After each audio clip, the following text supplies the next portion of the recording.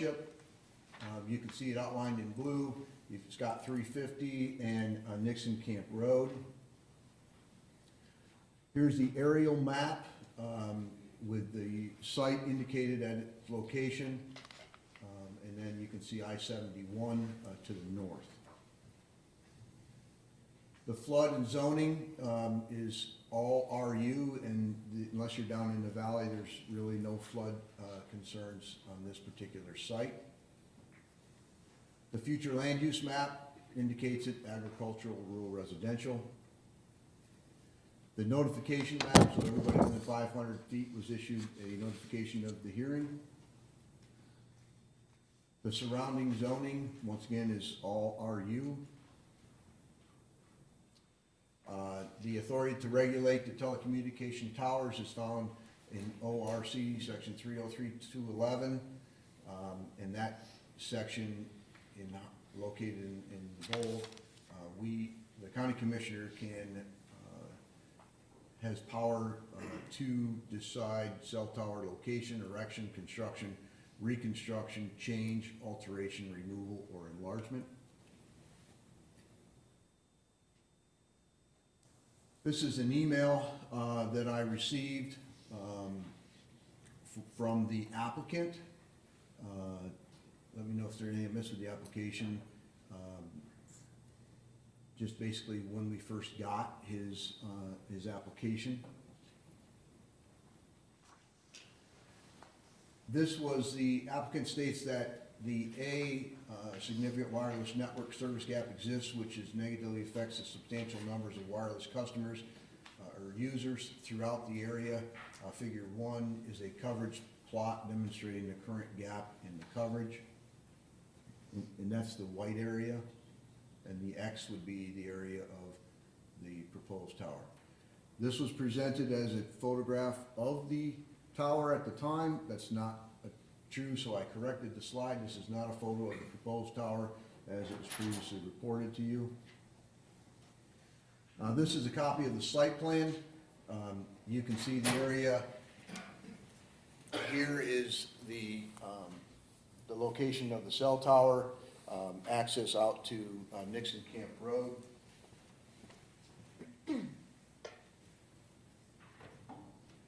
A little bit of a closer up a photograph of the proposal. So the proposal called for a 250-foot tower. Tower type is lattice, co-location, designed to support 4 service providers. The lightning arrestor is a 4-foot arrestor. The light, there's a beacon / strobe at the top of the tower by FAA approval. The tower setback encroaches on one property. The easement has been obtained for that adjoining property. The access is through an existing driveway. They're to provide 1 parking space for maintenance of the facility. The lease area is 100 by 100. It's fenced in, and the parent parcel is approximately 11.46 acres. Proposed landscaping, in green, the 46 evergreen trees around the leased area, as well as they're going to maintain the existing trees and landscaping currently on the site. The proposed landscaping, you can see in this picture here, the red triangle is where the cell tower is proposed, and it's a heavily wooded area to the west, south, not so much to the east, and the north is kind of broken. Site is heavily wooded, and existing trees beyond the leased area will be preserved. Setbacks. So you can see the radius of 250 feet from the center of the tower. An easement for the affected area has been secured from the adjacent property owner, and the encroachment on the adjacent property owner is this section right here.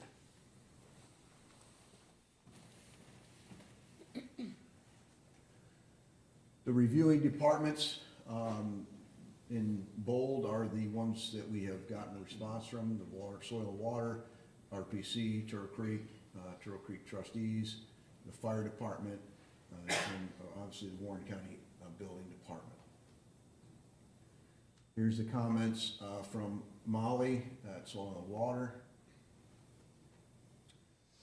Turtle Creek Township, they, on December 4th, 2025, the Turtle Creek Township Board of Trustees received a notification of a site plan review from Warren County Zoning that CTC OBO Tag Towers LLC, 216 Barton Ave, Terre Haute, Indiana, 47803, the developer, intent to construct a new telecommunication tower at 1105 Nixon Camp Road, Lebanon, Ohio, in Turtle Creek Township, Warren County, Ohio. The site, which is a residential district, as designated on the Warren County official zoning map, pursuant to section 303-211 B3A III, a written notice to the Board of Trustees of the township which the tower is proposed to be constructed must be provided by certified mail and contain the person's intent to construct the tower and a description of the property sufficient to identify the proposed location. To date, Turtle Creek Township trustees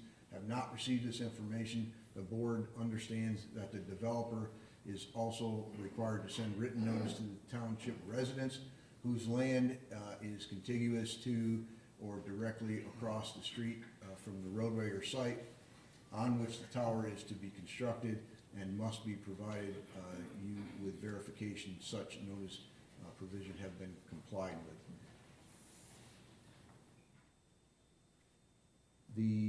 Let me go back. So I sent an email to the applicant, and they acknowledged the fact that they chose to go through the Warren County zoning procedure for the placement of this cell tower. In that superseded the notification for us. In other words, I sent them an email saying, listen, you did not do this. Can I have your acknowledgement that you understand that you are going to be subject to the procedure that we're going through now? And they acknowledged that. I think that since that time, Turtle Creek Township may have received a notification of such, of what this is requiring. RPC department comments, they recommend approval of the subject following conditions: compliance with the Warren County Rural Zoning Code 3.205.7, telecommunication towers, compliance with section 3.205.7A1 of the Warren County Rural Zoning Code, documenting the co-location efforts of the applicant and ensuring that the telecommunications tower system has been designed based on co-location efforts. Approval of the access point by the Warren County Engineers Office and the Turtle Creek Fire and EMS departments to ensure adequacy of the access points for the additional use. In bold, prior to the zoning permit approval, the applicant submits an updated site plan that illustrates a driveway that meets the requirements of 3.205.7A4 of the Warren County Rural Zoning Code, a driveway that is not less than 10 feet wide and provides a double width segment, an apron 25 feet wide to the access point on Nixon Camp Road as an alternative to the requirements of section 3.311D1 of the Warren County Rural Zoning Code. Documentation that the existing landscaping immediately around the leased area, 100 by 100 feet, will be preserved where there is no cutting or disturbing of vegetation except for diseased vegetation and invasive species, and how the existing vegetation along the property boundary complies with the intent of buffer type C. The structural sufficiency and the design of the telecommunications towers as certified by an Ohio licensed engineer are capable of supporting a minimum of 4 telecommunications service providers.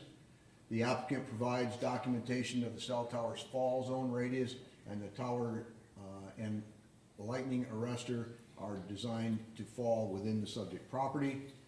And assembly uses, including but not limited to wedding facilities, event center, retreats, campgrounds, and lodging, are prohibited on the site within the cell tower's fall radius. Some zoning comments. Compliance with the Warren County Rural Zoning Code standards section for site plan review 1.303. The zoning department staff requests adherence to the Warren County Regional Planning Commission staff recommendations. Approval is subject to the conditions of the reviewing departments, and the applicant shall update the following, and follow the final site plan to include all recommendations prior to building and zoning permitting. So here's some correspondence. Once again, this was prior to our hearing in January 6th.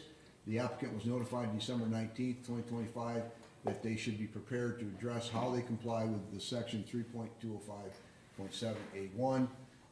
In bold, justification shall include, but is not limited to, copies of certified mail requests sent to all other tower owners in the vicinity of the proposed tower stating the applicant's needs. The applicant shall provide documentation of each request and responses. The applicant was asked on December 12, 2025, if there were existing contracts with other national carriers. The applicant is proposing a tower to support 4 service providers. The zoning department tried to determine if they had contracts with other service providers. The zoning department tried to determine if co-location in a smaller tower would meet the applicant's needs. The zoning department tried to determine if the propagation study was conducted for a height at 250 or 260 tower height. And here is a kind of a picture of that last comment. So the correspondence of the tower height here shows 254 feet AGL. The design tower height is required in order to achieve the necessary expansion of the service within the identified coverage gap. Specifically, the proposed tower height of 260 feet is needed to fill the identified coverage gap and provide optimal capacity offload in the area. A tower height of lower than 260 feet would not meet the Verizon's coverage objectives. I think that's been updated in the information that I received yesterday. So the tower height is, I think, still at 250 feet. And I think they spoke as to why this said 260 in the previous hearing. So this is a aerial map that I put together based on the information that they provided me with. And those are the 9 towers within the vicinity that they defined during their application. The towers in black are the ones that they identified. The towers in red are the ones that I identified. Those are towers in the area within the map that they provided. This is the documentation that I provided. There is one correction. The number 6, I think the numbers got transposed. I think it's 6592 is the actual address of that tower. So that's a mistake on my behalf. I also didn't have, when you look at the Wood Road, I came up with a 0 address. They actually identified that address in one of their letters. That is, so Wood Road is tower number 7.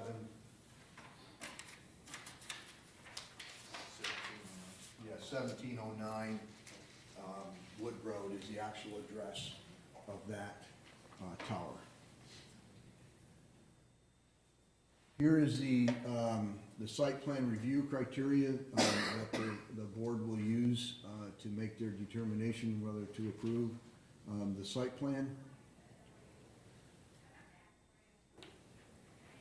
These are additional slides.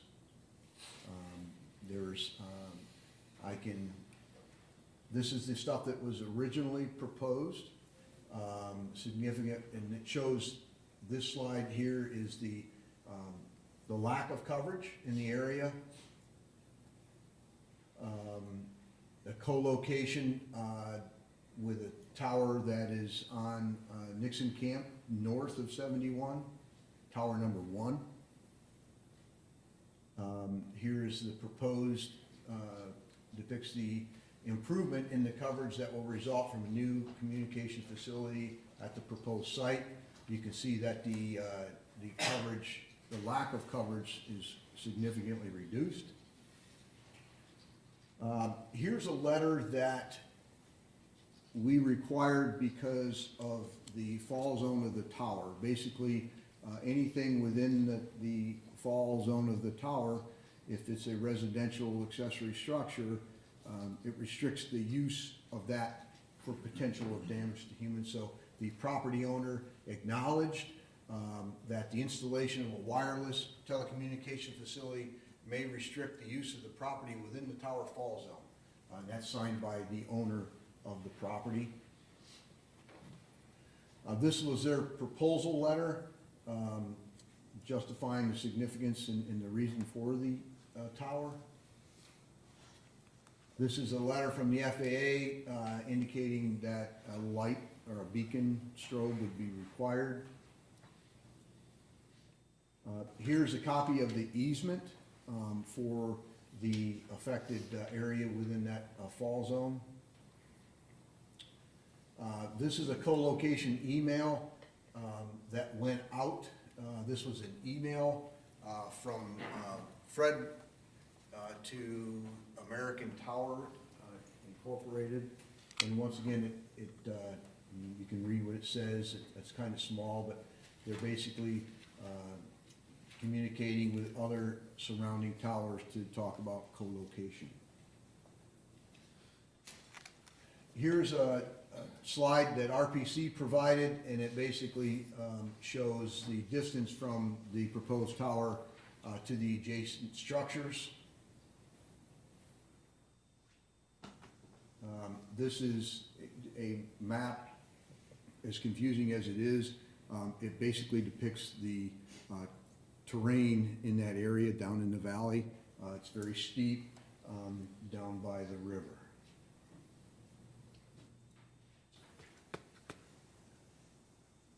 Here is some highlighted information. This was an email from the applicant, and there's some questions and then answers. Here's another letter, actually the official letter from Turtle Creek Township, and once again, this is dated. I don't see the date on it. There's not a date on here. Yeah, there's no date. On behalf of the Turtle Creek Township Board of Trustees, I respect for your full cooperation or consideration of the residents' concerns regarding the proposed cellular tower at 1105 Nixon Camp Road. Although we are not experts in the electromagnetic waves, the township believes that these residents have a compelling perspective of this potential project. And once again, you can continue to read their recommendations. So here is what I received yesterday. So just to give you a quick, and this is not, this is just the way it went down. So we had a hearing on the 6th of January. Mrs. Jones requested that I correspond with the applicant in response to what the requirements are for them to comply with the zoning code, which I did. I did that via email, and I also identified the definition of vicinity. I sent that out on the 7th of January, and that was the communication that I had with the applicant. There was a corresponding email, I believe on the 12th of January from the applicant with some additional questions. And then I responded on the 13th that because this was an ongoing hearing, I was not able to communicate outside of the presence of the commissioners. There was also some a phone communication with the residents, at which time, based on my legal advice, I was advised that I can't have any communication outside of this hearing with them. I've maintained that. There was a request, a public records request, from an attorney that is now here and present today representing the applicant, which we complied with. This morning, when I appeared here, I was approached by the applicant. He introduced his attorney and his staff and asked me the procedural, how things are gonna happen here today, how they can question or the witnesses and so on and so forth. That's the only communication that I have had outside of the presence of the commissioners. Here's what I received yesterday at 4:10 p.m. Yesterday morning, I corresponded with Mr. Russell, and he asked me the status, and I said I haven't heard anything. And I believe he maybe sent you guys something around 4 o'clock, and that was the truth at 4 o'clock. I went back to my office, and at 4:10, I had an email from the applicant, and it was had several attachments, which I scrambly put them in the PowerPoint today. I did not include the actual letters, but everything else is here, and I will speak on that. Here is the information that they provided, so this is new. You can see the proposed antenna tower, and then the little thumbtacks are locations where they did this little, I'm sure it's AI or something, but what you see is the proposed tower in its proposed location. So from those little thumbtacks, these are photographs taken of what the tower will look like. Another photo, and a final photo.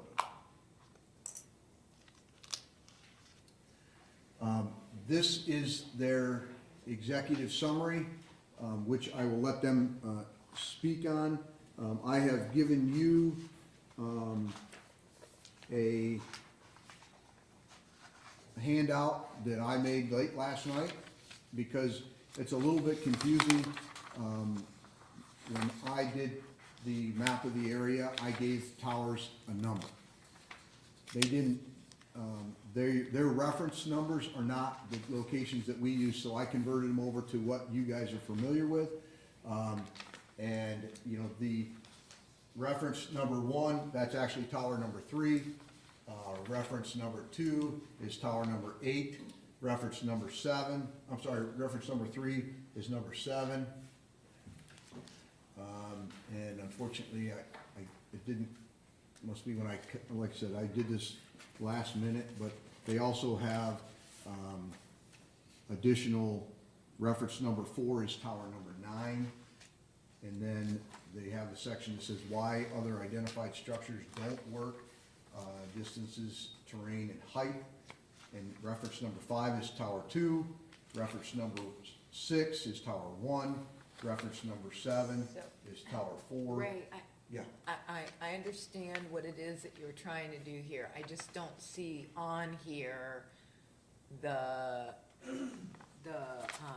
Yeah, when I, where it the I'm sorry.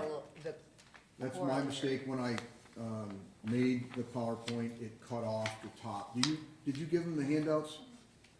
This That's is it. supplement, this is their supplement.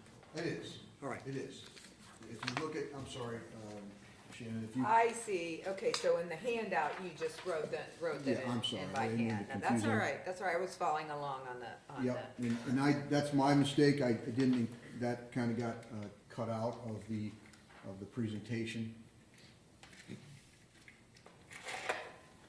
And they have given, once again, I'll let them speak on, you know, their justification from what they feel will work and what won't work.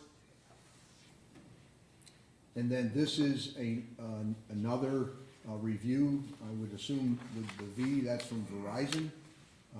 And they have done new studies or updated the studies to show Camp Kern existing coverage. A new wireless communication facility is needed to address the large service gap in this area as depicted by the purple and white areas. The tower must be tall enough to cover as much as the gap as possible, given the topographical challenges there. What is, I don't understand this map. What are they telling us in this map? They are saying that, that's the gaps in coverage. So if you look at the bottom, sir, the green would be good cellular coverage. Is Purple that would good be- cellular coverage without it? Yes. Yeah, that's, So this is, the green is good cellular coverage right now, without That's what- having any further tower. that's what they're saying, yes, sir. And what's, and then, what's the purple? The purple is good cellular service outdoor.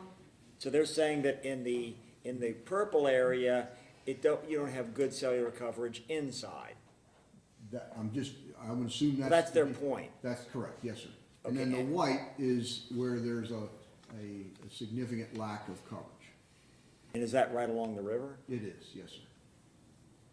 To the north and south, and I think there's some areas, up around, 350 that are also, white as well.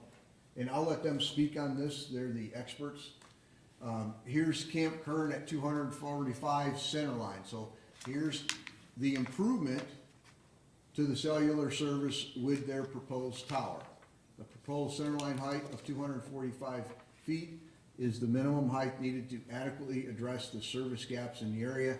The purple areas are greatly decreased and the white area are minimized. So you can see that the white area did reduce, the purple area reduced, the green area increased. And so, and I think in reference to our last hearing, they addressed a shorter tower as well. Okay, so this one here is a propagation study of Camp Kern at 190 feet tall. The lower center line of 190 feet will leave significant areas without adequate services, as shown by the significant white areas. And then they did another one at 140 feet. So an even lower center line of 140 feet will leave even more significant areas without adequate service, as shown by the large white areas. And once again, reference number 5, so now we go back to their reference number 5, and that is tower number 2 on our map. Alternate candidate is further west and does not cover the service gap in the river valley adequately. An additional site would be needed. So this is a co-location attempt at the tower that is our tower 2 down on 350, closer to the Flying J. So wait, so I understand this. Yeah. So if they go and co-locate on another tower that exists, that's reference 5, is that right? That's one of the many towers, yes, Okay, sir. well, wait, Yeah. okay, so if I'm making a comparison, first, the sheets that they're showing us are with if we get the new tower with different heights. Yes, sir. Right? And the thing that they wanna really do is the second sheet, which is Camp Kern at 245 feet center line, is that right? Yes, sir. And so if I'm comparing that document to Exhibit 5, would be an appropriate comparison, right? Right, reference 5, they So- show you that, and you'd have to look at them side by side to see what areas in the white are improved, the areas in the purple are improved, and the areas of the green are improved. Okay, I understand. So, but once again, this is, and I'll let them explain this in detail, but that's the basis of their comparison here. So they also talk about reference number 6, which is tower number 1, which is the tower north of 71. An alternate candidate cannot provide adequate coverage to address the service gaps to the south. An additional site would be needed. So once again, you can look at the comparison and see that co-locating on that tower would not improve or make the required improvements as they seek. Would it be accurate to say that reference 5 is the best alternative place? Well, I don't know, sir. Well, I'm looking at them, and that sure looks like it. We can ask the Okay. applicant when they testify. I get it. So, this is that one. And now we go to reference number 8, which is tower number 6, at the Olive Branch, or Olive Branch Road Tower, which is, Wilmington Road exit, 71 north. Alternative candidate is too far east to adequately address the service gap and therefore is not viable as an alternative candidate. Reference number 9 is the Western Water Tower, that is located just east of the, Flying J. So in our last meeting, we asked them to look at and address co-location on existing tall structures. They have done that. Alternate candidate is further west, does not improve the coverage gap. The south in the River Valley as well, an additional site would be needed. And this is a study for a co-location on Tower 1, and that is the tower on 350, which is Tower 2. Modeling shows co-location on both 3859 State Route 350 and 329 South Nixon Camp Road still leaves the valley, southern areas underserved. Each would still require an additional site. Ray, I don't think you need to go through every one of those in Okay. details. I mean, you're testifying basically on behalf of the applicant. They can tell us what they want to tell us. Okay. But they did not do, you identified tower number 2, I believe you said, and they did not assess that one? No, they did assess tower number 2, yes, sir.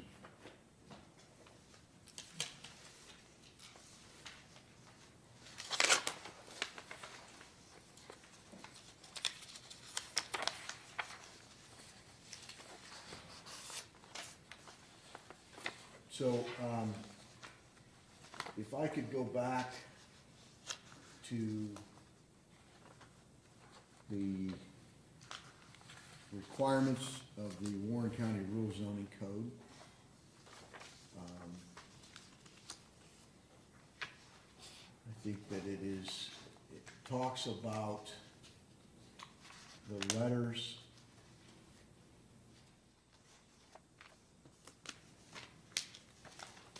I'm sorry about this, I'm just trying to, I must have missed it. But anyway, I will, it's in the PowerPoint, but I will read it to you out of the zoning code, and then I will be done. The applicant shall provide documentation of each request and the responses. Amongst the locations identified, the applicant shall locate the facility according to the following priority. If you go back to the justification, shall include but is not limited to copies of certified mail requests sent to all other tower owners in the vicinity of the proposed tower, stating the applicant's needs. The applicant shall provide documentation of each request and responses. Okay, so they sent us, that I did not include in the PowerPoint, all the certified letter receipts. I spent some time last night tracking each one of those, and I can tell you that this is just a rough ballpark. The letters were received by the U.S. Postal Service January 26th of 2026, most of which were delivered either February 2nd or February 3rd. Some were delivered as early as January 30th. One sent to the state of Ohio has never been delivered. It's currently held. And once again, I don't know what the, where the Postal Service is with that, but Just for the record here, so the handwritten notes on the photocopies of the certified mail receipts on those dates are dates that you ascertain and note in the margins for us. That's correct. Right, those, I did those last night at USPS tracking.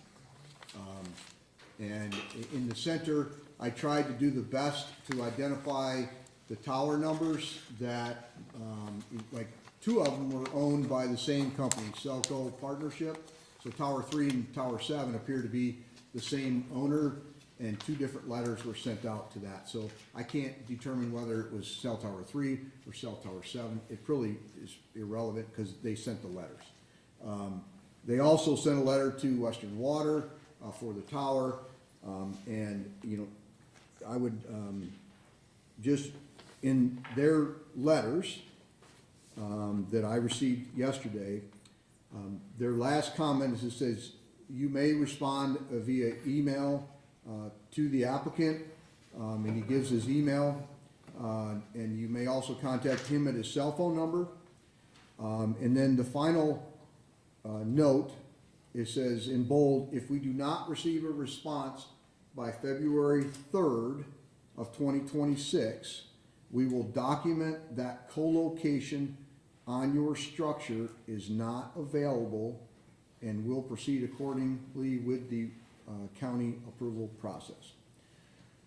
I leave that with you because as I stand here today, I can say they have sent the certified letters.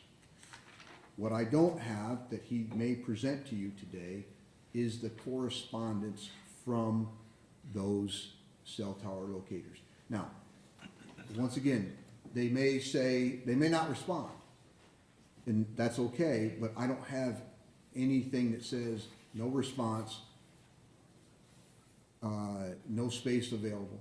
What I do have is in that letter that they sent, their justification letter, where they say that, and once again, the title in that section, that paragraph is why existing towers don't work. Once again, they're the experts that can say that the co-location just is not acceptable. But they're not saying that it's not available, they're just saying that it doesn't give the coverage they want. That's correct. And so Ray, for the record, are there any of the towers that you or they identified on your map, which you numbered, that a coverage map from the applicant has not been provided?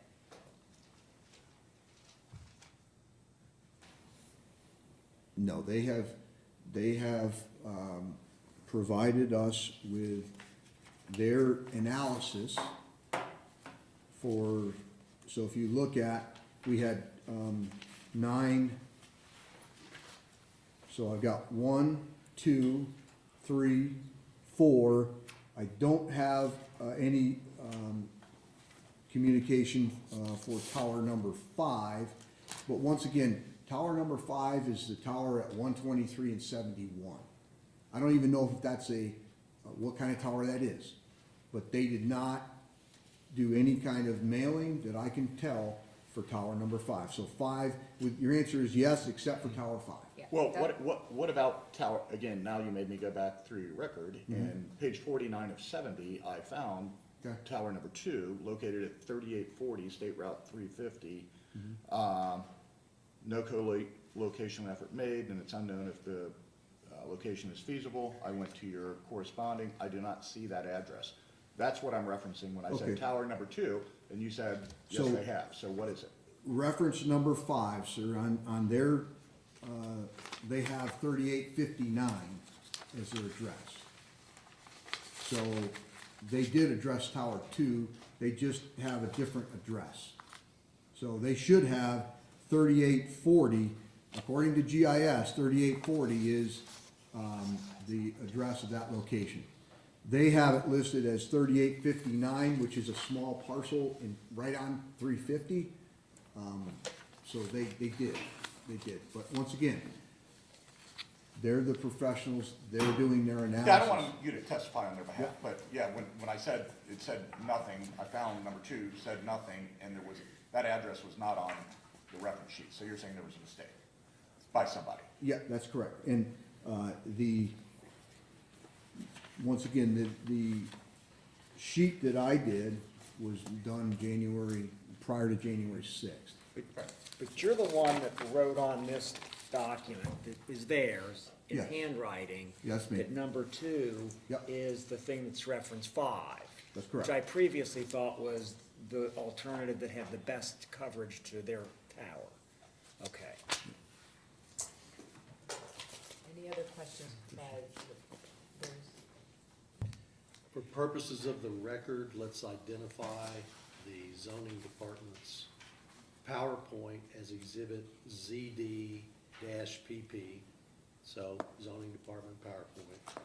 And then since the witness has made handwritten notes on a document that's been presented to you, let's then identify that as exhibit ZD-HO,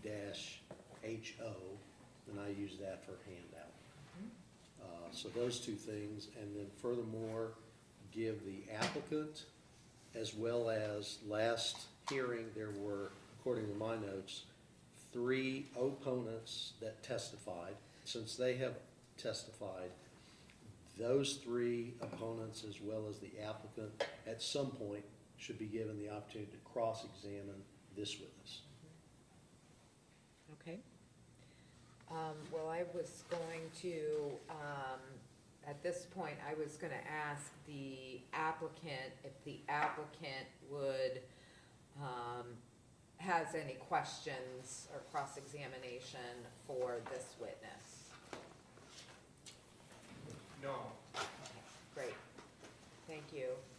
So just for the record, since he's not close to a microphone, the applicant's spokesperson said no. And then I would like to ask the applicant to come forward and provide their case.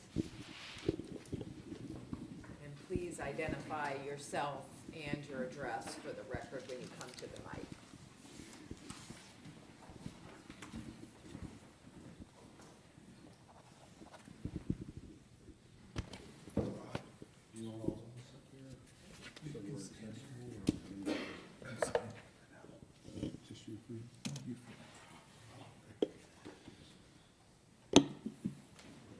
So good morning, Commissioners. My name is Rodney Carter. I'm an attorney with the law firm of Hush Blackwell, and my address, sorry, You don't need it. You don't need it. don't need it? Just- Got it.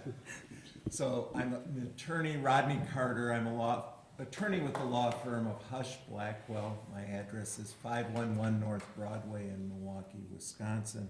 And sir, you're the one that responded no with cross-examination, is that correct? Correct. Thank you. Yes, And before you begin, can you please affirm that you have been sworn in? I have been sworn in. Great. Although I'm not giving testimony, but I affirm that everything I say will be truthful to the best of my knowledge, yes. Thank you. Is he not giving testimony because you're a lawyer? Yes. Okay. I believe you can give testimony, but I understand that some lawyers are reluctant to do that. Yeah, so, Okay, you go ahead. Go ahead. but to the extent I'm giving testimony, I'll be truthful. Yeah. So I represent Tag Towers and Verizon Wireless in this application for a wireless communications facility at 1105 Nixon Camp Road.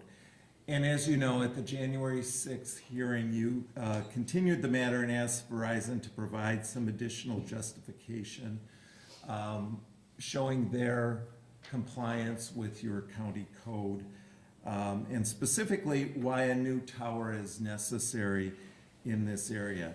So today, through sworn testimony, I've brought 2, possibly 3 witnesses with me today that are going to present some additional evidence. So we're prepared to show you specifically that Verizon is already on 4 of the 9 towers that we've been discussing, and that those 9 towers don't solve the coverage gap, and that the remaining 5 structures are unsuitable due to height, location, terrain, or interference.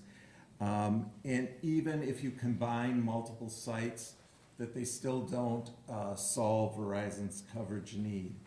And that the Camp Kern facility that we're providing at that 250-foot height is really the height that we need to close the coverage gap and provide reliable 911 access.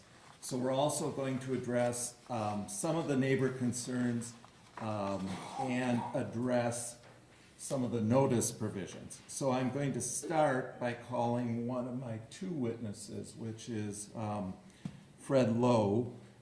Fred is one of TAG's site acquisition representatives. He worked with Royce, his son, who testified on January 6th.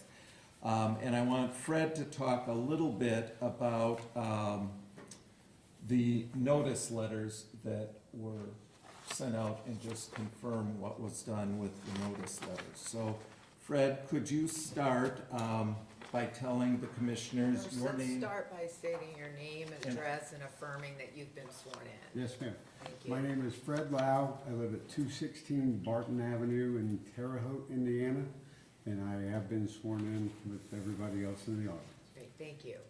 And Fred, how long have you worked in the wireless occupation? Since the turn of the century, 2000s when I started, and for 6 years I built communications towers. Then I managed projects for another 5 years. Since then, we've been in the site acquisition side of the industry. And were you involved with this particular site? Yes, I was. From the inception of the site, Royce and I worked together on mailers of potential owners in the area that was initially our search area. And then as we expanded that search area to try to find a workable solution for Verizon, I was still involved. I am the typically initial contactor for the folks that we contact. In this case, Willa Glancy. I actually talked to her at her home. First time we had any interaction with her, we understood that the daughter and son were closely involved with what was going on with Willa's decision-making, so we also engaged the daughter and son during our lease negotiations. So you actually spoke with the property owner Yes, sir. in this case. Did you solicit other property owners as well for this particular site? We did. We talked to specifically 5 property owners at the beginning of our search, and then we sent out an additional 22 mailers and spoke with another 3 property owners for a total of 8, but did settle with the Glancys due to the location and the agreement we were able to put in place. And in terms of the certified mailings for this site, were you involved in that process following the January 6th hearing? Yes. Can you describe that process for the commissioners? Yes, there was a lot of discussion on our side because, as you indicated, Verizon Wireless is already on 4 of the 9 that the board wanted us to contact. So we were in a little bit of a uncertainty of how exactly we needed to proceed. You and I discussed that, and we decided that, okay, well, just send everybody. We know those 4 are impossibilities because we're already on them, but to satisfy the ordinance requirements, that's what we did. And when you say Verizon is already on 4, how so? By what name is Verizon on them so that the commissioners can identify that?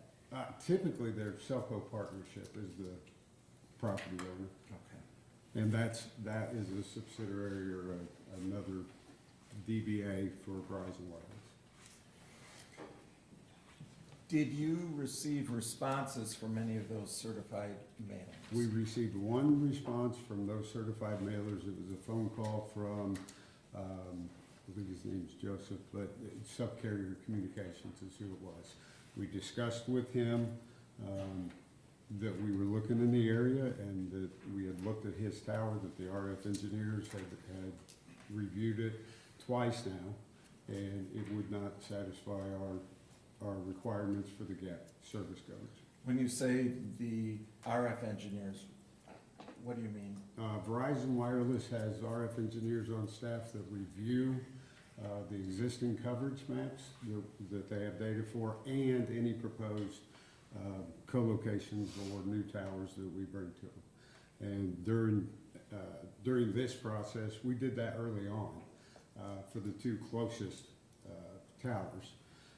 We expanded that at the request of the county board. And did that individual, I forget his name, I'm sorry, the subcarrier, I think you Yes, referred to him as. yes. Did he accept that explanation? Yes, he understood. His comment was basically, well, love it if it would have worked for you, but I understand it is what it is. Prior to the January 6th meeting, did you also send notice to ATC, the tower company ATC? We did. And that was a misunderstanding on our part. The text of the ordinance says that towers in the vicinity should be notified by certified mailer. I apologize, I took that to mean the ones that were closest that had any chance to actually impact what we were trying to do. That's why we only send it to ATC, but we're more than happy to send it to all the rest of them once the board requested it of us. Was ATC the closest then? Yes, And did ATC contact you? I had a verbal conversation when I sent the email with the person I sent the email to, explained to him why I was sending the email, that it's an ordinance requirement, but we wanted to let you know that what our efforts are, and he said, thank you very much, I understand your situation, that's all I need to. Any other contact with the neighboring tower owners? No, sir.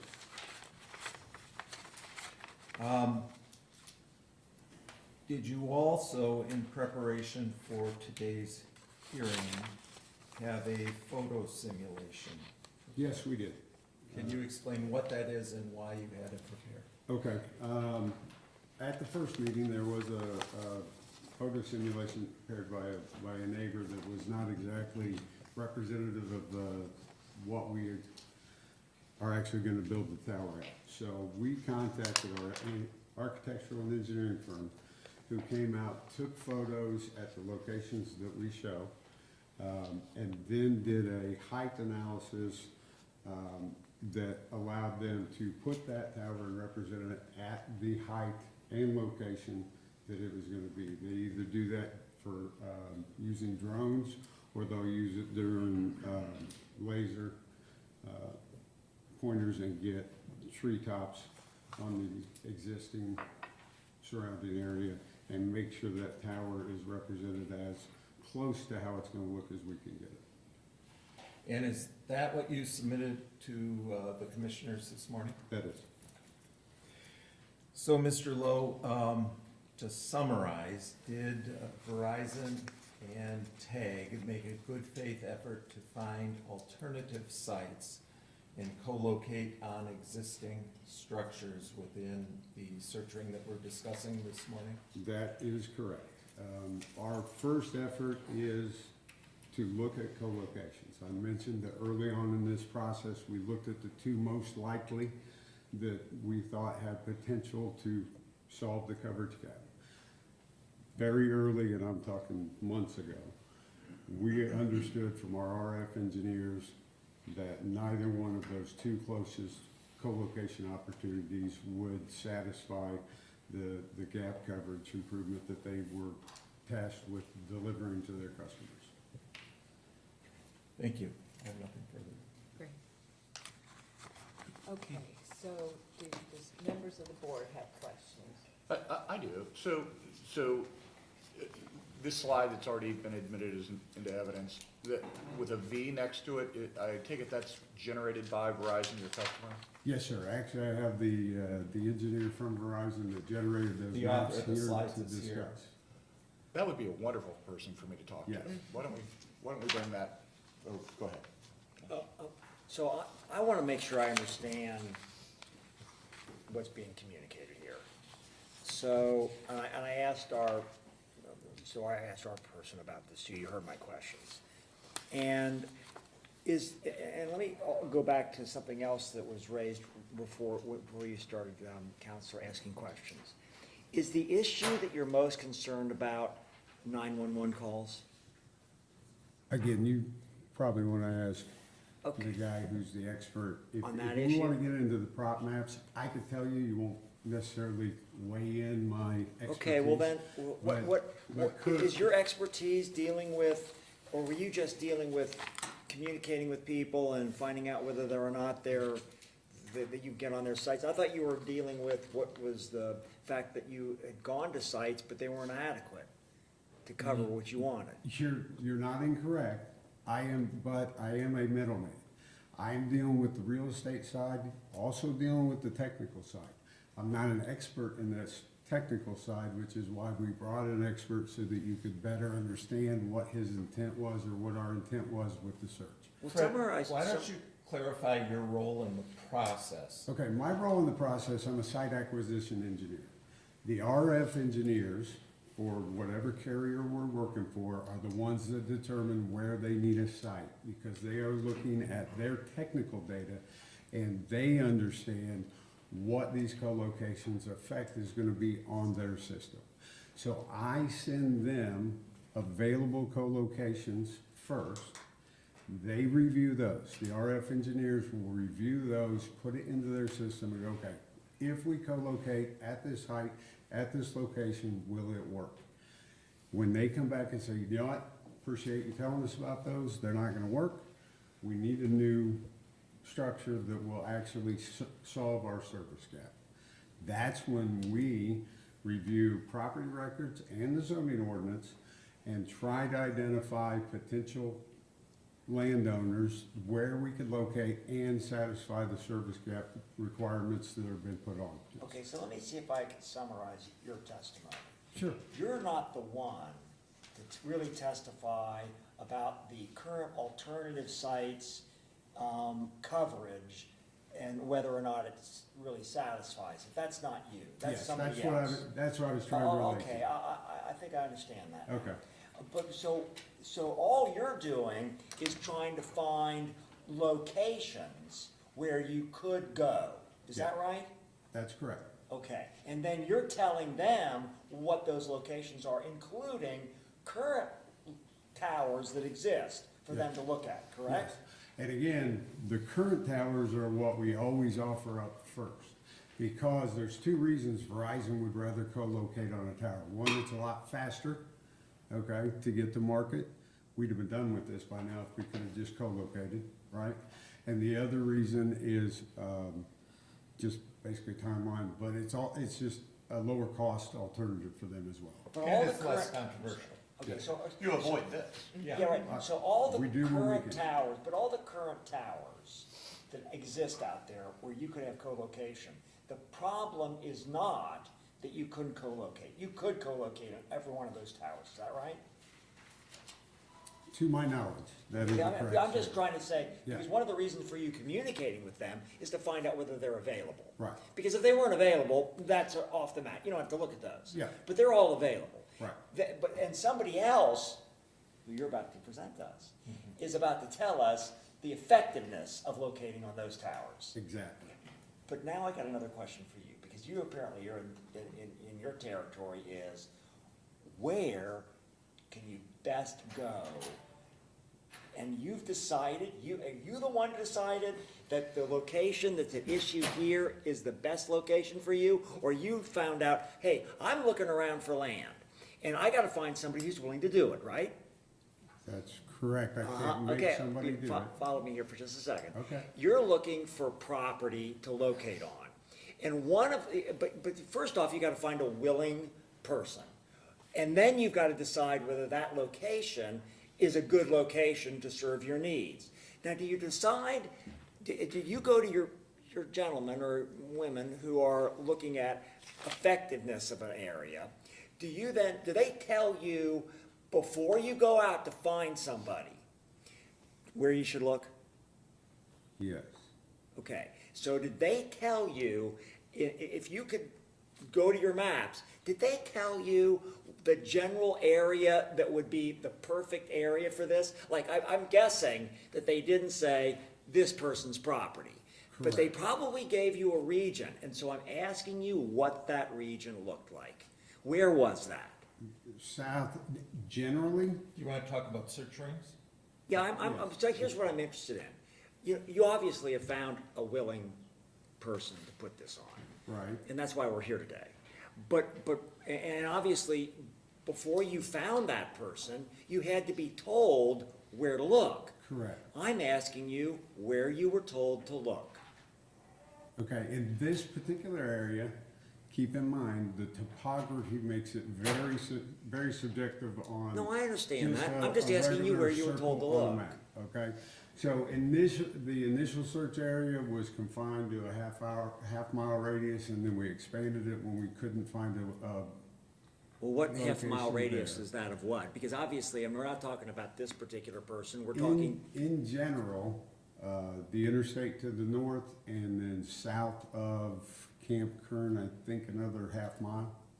so if And you then had a in that- map, In that ridge. do that's you right have a there. map that you could give us, maybe you haven't done it today, where you identify that area, because so I can see it? So if I was to take a look at your existing coverage map that I've Yes. got here, which is the first thing we've been looking at, and if you were to draw a circle around this thing, where was your area that you were looking at? It wouldn't really look like a circle, but you can intuit what it looked like, because it's gonna be in those coverage problem areas and not near our existing sites. And with regard to, one of the things that I found a little bit, I would have loved to have had this, which is, I would like to have seen where all these other towers are on these maps, you know, because I'm assuming that they're around this area that you could have co-located on, right? I think Ray has a map in his presentation that has numbered the, The other other towers? towers and where it is in relation to the site in question. Okay. So the star is That's where they wanna go. where they wanna go, and then the numbers, are the locations that have been. Okay, that's helpful. So using that map, where is the star right in the heart of the area that you were looking at? So, I don't want It's microphone. on the TV. Oh, it's on TV, great. So, in general, the coverage area that he's trying to fill is here, and that was our search area. Okay, wait a second. So the search area, how wide is the search area? Because of, again, the topography, we can't get too close to the river, because that's gonna drop off and negate any coverage that we're trying to do unless I build a really tall tower. So basically, again, in this area was our search area. Okay, and that was my question. Okay. So that's really helpful. Now, when you searched in that area, did you only find one willing player, and that's, we'll call that the star? We had actually 4 willing players initially, and could not come to terms with them over the negotiation And is process, that which because is they not wanted- unusual. Yeah, okay, I get that. So is that money? Is it, that kind of It thing? can be money, it can be, I forgot to tell my wife about it, and now I am not interested, and anything in between. Or, gee, I found out my neighbors don't like this? It could have been that. Yeah, okay. Well, Yeah, you but- found out that about I this mean, we're site. dealing with people, so it's not a cookie Yeah. cutter. Right, okay. So you found 4 or so locations, but ultimately this is the only one in your target area that was a willing player. That would actually satisfy the The needs coverage that you needs have. of the Okay. RF engineering department. That's great, thank you so much. Ray, did you? Sir, just to give you a ballpark, because we're members of Warren County, so number 8 is all the way down Middleborough Road, and it's approximately 3.44 miles from that dot to that star. That gives Where's you- number 2? 2 is here, 350. Okay, so but 2's not in their zone, but 2 is the closest. Well, 1 is the closest. Yeah. Tower number 1 is the very closest, and that's the one that they notified for this January 6th hearing for co-location. Well- That is just across 71, Tower number one, once again, these are just approximate, is 0.73 miles, so just under 3/4 of a mile away. You Okay, gotta go why- Cross 71. Okay, so number one, so this is, that you wrote down, that's reference 6. Yes. But if I look at, okay, I'm not gonna ask this guy the questions But about. once again, so this, from here Yeah, to. I'm not, because you've already the told me that center you're not the guy for that. Is 3.44, and then all the way over here is the tower, right down the road on, off of 48 bypass on Ordonia Road. So the distance from there to here is 4.4 miles. But my only question with this witness is, you made an interesting comment. Obviously, topography is a big deal, meaning you're on a ridge, it drops off, there's a limited area, so they've identified a service gap. So you have, how do we fill the gap? You have topography that dictates an allowable area, and then within that area, you're identifying individual property owners that might be willing to deal with you, and then it's a negotiation, and it's supply and demand, and what are you willing to pay versus someone else. But you also made the comment that closer to the river, which is obviously less populated, that it's more wooded, that potentially it could work, but you would have to build a very tall tower. You said the closer you get, the topography starts to drop. Yeah, I You- did. you see That where I'm going was a with this? statement I made. I didn't throw in all the other floweries that you're throwing into what you said I said. All I said was, as you get closer to the river, the elevation drops off dramatically, and yes, it would cause me to have to build a taller tower. Doesn't mean it precludes me, but also that area wouldn't work because of the way the coverage is right now. So we can debate that area, but that's not an area that RF said, hey, if you give me a tower right here, that would work great. Yes, I know. it would But you have to be understand where taller. I'm going with the Yeah, I question, get where you're going. is that you basically picked the one area, there's very limited housing in this area. There's not a ton of house, there's not a 400 home development right here. It's somewhat rural in this area. And you kind of identified the spot that is almost in the middle of all the houses, as opposed to anywhere else, kind of in that area where it's even less heavily populated, that perhaps the topography is off, and then you build a higher tower, but the tower is not directly around the populated housing area. That's where I was going with it. Yeah, understood. Is So- there a question in there? I have a question, but I don't want to interrupt you. It's not, it's more of a contextual.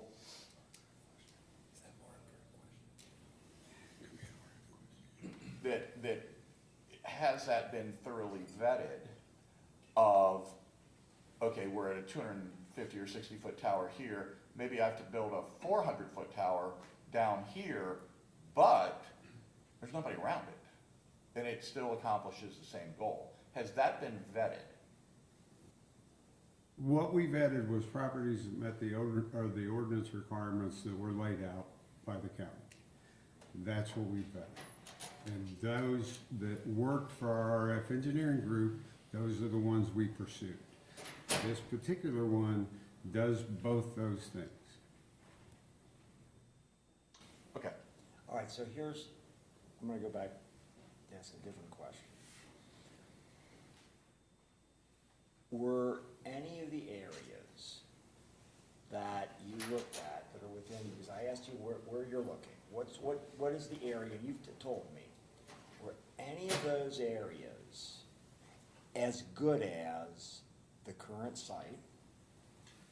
When you went back to your guys, or did you not even look at whether or not, because they weren't ultimately feasible for some reason, you chose not to further negotiate with those Yeah, people? Did you not even look at that? if we can't successfully negotiate for the property with the property owner, I don't take it back to the RF engineering team because they don't have unlimited resources. I only take them ones that we know we can get to the finish line. Okay, but when you get to the finish line, you gave me several different, problems. So one of the questions I had was whether money was part of the potential problem. And I think you said it was, or am I wrong about that? It can be, yeah. Okay, so hang with me for a second. So it's possible that there were other people that were as available, they were willing, but they're more than you wanted to spend. But perhaps that area was way less, or there were fewer people in the area, was less dense in terms of population, and would cause, as we now know, you're locating now in an area with a lot of people around you, who I'm supposing have, at a minimum, an aesthetic objection to this tower. I don't know, they're gonna talk to us, but I'm thinking that that's what's going on. And so I'm wondering, do you ever consider locating at more expense to you to avoid the problem we're about to hear about today when we hear from all these people that have come? So in other words, is Verizon willing to spend more to put in just as good an area that is less populated, doesn't have the aesthetic problem with a bunch of people that I'm sure are about to tell us about this? Or do you say, you know what, if we can get it in this area because it's the best money, we're gonna go to that? Because I'm not sure that I even have a right to deny you this under the law purely based upon an aesthetic concern. It's in a very similar neighborhood. So that's not my question. My question is, did you deny going to another location of lower density populations because of money? That's So my you want to question. give that as an example? Yeah. Okay. One of our early respondents, this was just as an example, one of our early respondents said, hey, yeah, we would be willing to consider, okay?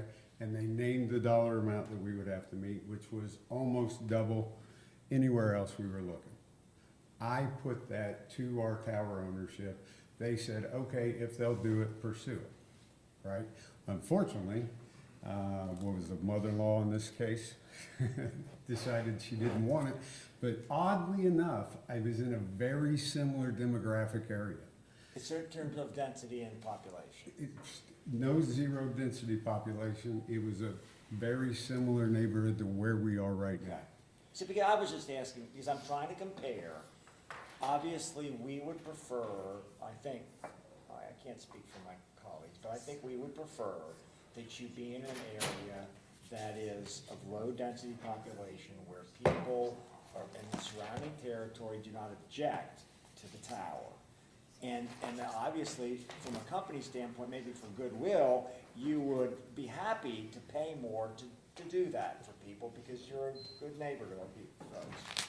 And I guess my question then is, you actually looked for that and you didn't have that opportunity. We did not have an opportunity that would make my job easier Okay, in this that's good. respect. That's Because I will always take that option and always push for that option, because I love talking to you guys and it's great. But I'd really like to keep these conversations very short and very easy for both of us. Okay. Beyond the site that we've just identified that you brought up, were there any other sites where you couldn't come to terms, financial terms, that were rejected for financial term reasons within this search ring? Not solely financial terms. They were all either my wife said or my mother-in-law said, or in one situation we were dealing with the YMCA camp board that was not receptive to the first location, but then was, then wasn't, and we've been back and forth with them, which is not unusual for a board, especially in this kind of situation, and it just became obvious that there was not gonna be an agreement eventually signed. You see, what I'm trying to get to is this. Yes. That this is the one and only site within your, because I first was asking you where your target was. Then I'm asking you what you looked at, what your possibilities were. Right. I want to know that in fact, you tried to get in an area that maybe was less objectionable in terms of the people, and Yes. really, this is it. Yes, let me go back to our approach. Our approach is first, co-location. If we can co-locate, my job gets real easy and I get really fast to the end. Second, we look at the ordinance and we try to pick properties that fit the ordinance requirements. In one of our cases, we had an interested party, but it would have taken us 2 variances, but we were willing to try to do that because it was probably in more of an area that was to your liking.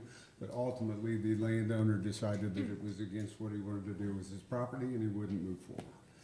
So I guess what I'm trying to convey is that we've contacted multiple owners in multiple types of locations to try to negotiate lease terms and move forward with that. In this case, the Glancy's were the ones that had a property that fit the ordinance requirements and we could move forward with, and the other property owners just simply were not willing. And when you dealt with that person, did that person know about the objections that they might arise from their neighbors? And do you know whether or not they subsequently, when they found out about it, would like to not go into your contract? Neither myself or the property owner would have had any indication of what the reaction would have been. I can tell you we have built similar sites in similar locations in similar neighborhoods across 5 states, and you get a mixed bag of reactions. In some neighborhoods, believe it or not, typically with the younger demographic, they're like, great, I will have coverage, great, my kids can get on the wireless, because we've had so much trouble with communications. In this case, in my situation, my mom lives in southeastern Indiana. She is on a farm, right, 93 years old. I would love for her to have better coverage down there. You could put her right behind the house, I'd be fine with it. Okay, it just depends. I don't know who lives in that neighborhood and did not talk to everybody because most of those parcels wouldn't accommodate because of the ordinance requirements on setbacks and neighborhood. Well, one of the reasons what I'm asking you the question that I just did is because when you're dealing with people, all of a sudden you think you had somebody that's willing, and then their stepmother or somebody else in the family, or I don't know who, puts the kibosh on it. And what I can imagine that you might have run into in the future, because you do this all the time, is that you find somebody that's willing to do it, but none of their neighbors know about it. And they go forward with it, and then they enter a contract with you, and then they find out their neighbors, like these folks, are really upset, and that person realizes, oh my gosh, I would like to have good relationships with my neighbors, and I would rather not do this any longer. Does that ever come up, and does that come up in this case? No and no. Okay, very good. I suggest we talk to the, All right, thank you. Would Why you- are we chuckling? Because I missed the Would you joke. like us to go through in this case, would the commissioners like us to go through the reasons, the different property owners who rejected? No, I think the we've done lease that. proposal? no, again, I'm trying to vet alternatives that, as opposed to this one. The only plot, so there's 2 factors that are in play, in summary. One is money, well, 3 factors. One is a desire by the property owners, can't force them to do it. Number 2, if they're willing to do it, then it becomes a negotiation about compensation. And then number 3 is tower height, which again is my still biggest open question relative to a more rural wooded area with a taller tower that accomplishes the same thing and there's no one around it. Maybe you can see it, but it's not in someone's backyard. That's in summary, but I would like to go to the definition of gaps in coverage or service areas. Awesome. That's awesome, because I don't know that stuff. Okay. So I presume that is Are you your done next. with me? Yeah, Ricky? we are. Okay, I'm available. Kurt Boulain from Verizon, who I think you're all waiting to hear from, is my next witness. You just state your name and your address for the record, along with affirming that you have been sworn in. My name is Kurt Boulain. My address is 7575 Commerce Court, Lewis Center, Ohio 43085. Yes, I affirm that I will tell the truth. Great, thank you. What's your occupation? RF engineer, And who do you work for? Verizon. And can you tell us about your educational qualifications? I have a Bachelor of Science. I got that in, I'm gonna date myself, what was it? 1988. You're younger than I am, so you weren't dating. Yeah. And can you tell us about the nature of your job with Verizon? What do you do? Currently, with the reorg that we had in the fall, I'm the macro tower engineer for Cincinnati and Columbus and Dayton areas, as well as Mansfield and going east to Zanesville. And I also do the in-building portion of our wireless service. And what's a macro? A macro is a tower site, a big, what we call a tall tower, typically. And how many, this is gonna be an interesting response. How many tower designs have you been involved with in the scope of your career? Hundreds. Okay. Are you familiar with the proposed Camp Kern wireless facility? Yes. And have you reviewed the RF designs for this particular site? Yes, I did the plots that, well, not those plots, but I did the plots that were submitted recently. Okay, so you prepared the documentation that's before the commissioners? Yes, And did you prepare the write-up as well? yes. Okay. You heard the testimony this morning. You've been in the room and you heard the questions the commissioners had. So maybe the best place to start with my questions is,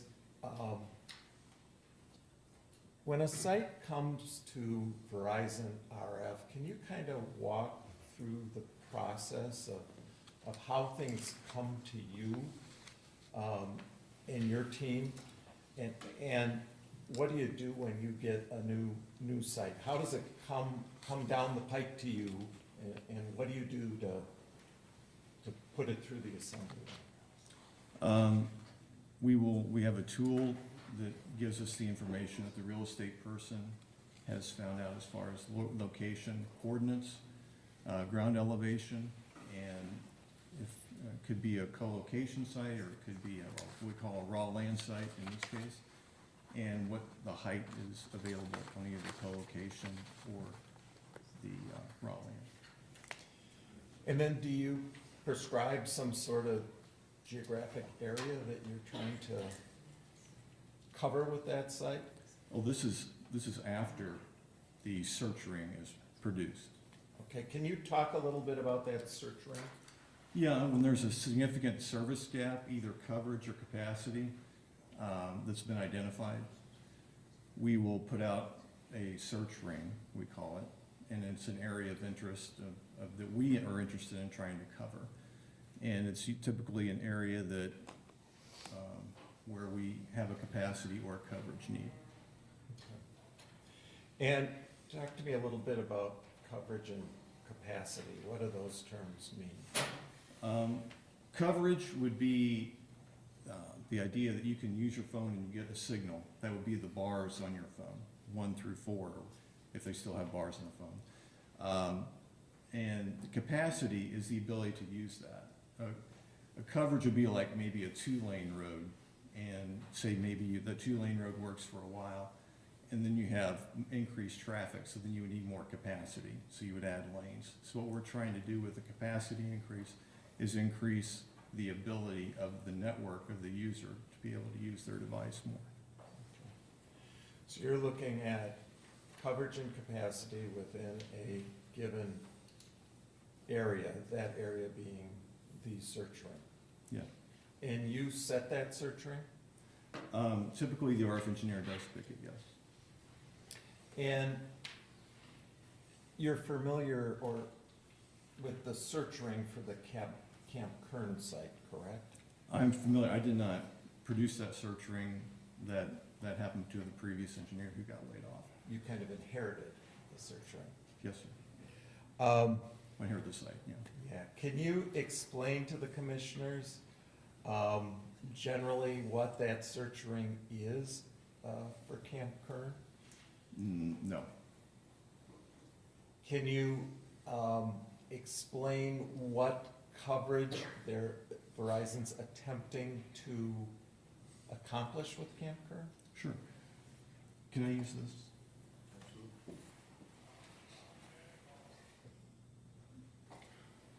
Oh, shoot.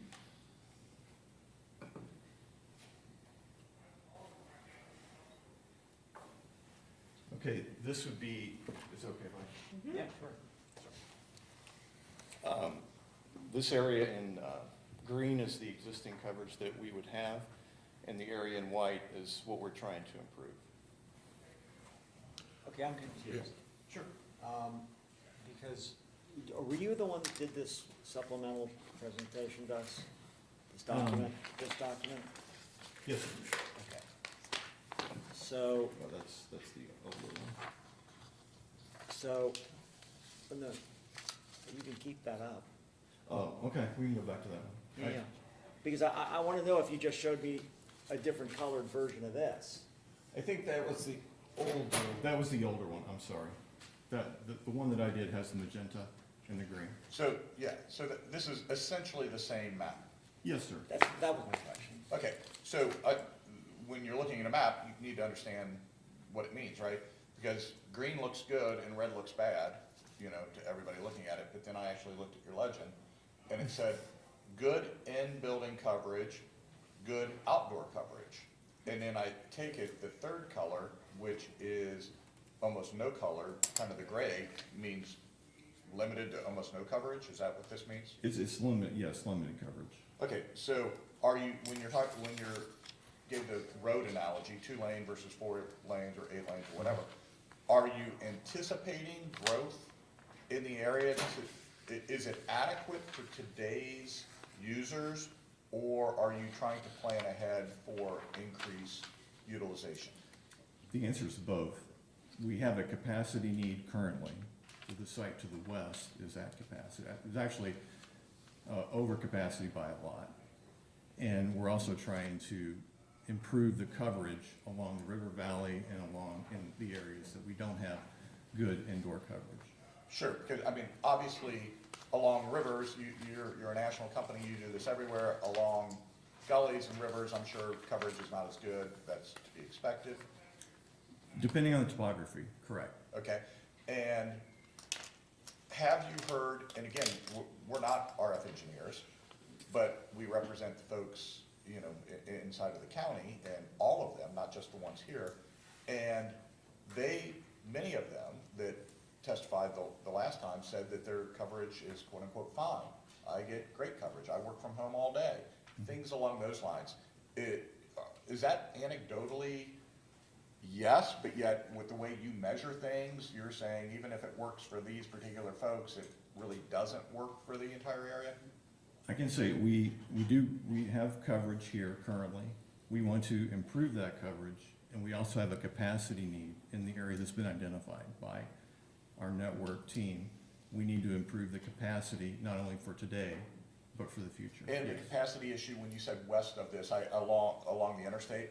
A current site to the west, yeah, the site that is capacity limited would be this site. Okay, but you have a site there, and theoretically, you can. It's there. Yeah, it's there, you can do whatever you need to do to improve. It's out, what we call out of gas. Okay. I can't add any more carriers, I cannot increase power, I can't do anything to make that site have more capacity and coverage, correct? Okay, so here, and again, I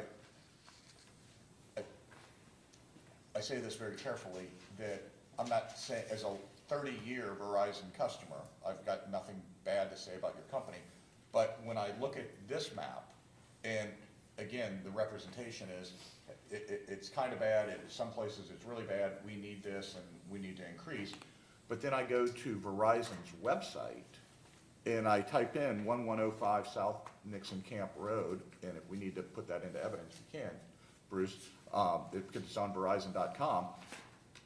Your map shows 5G ultra wideband pretty much everywhere that you're representing to potential customers.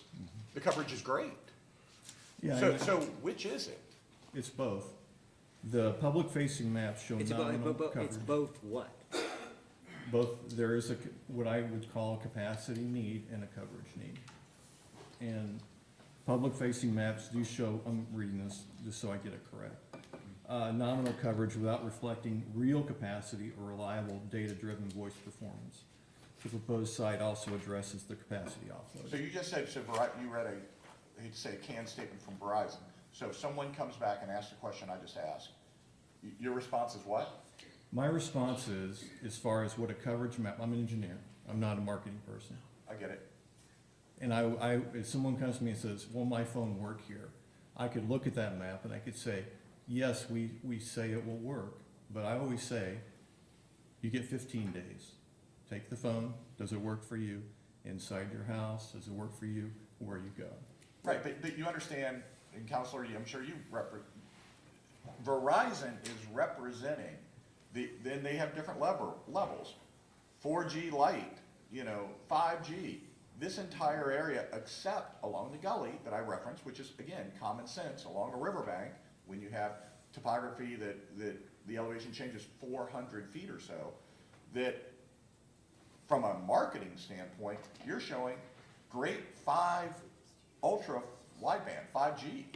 And it's like the residents come in and tell us, all of my stuff works okay.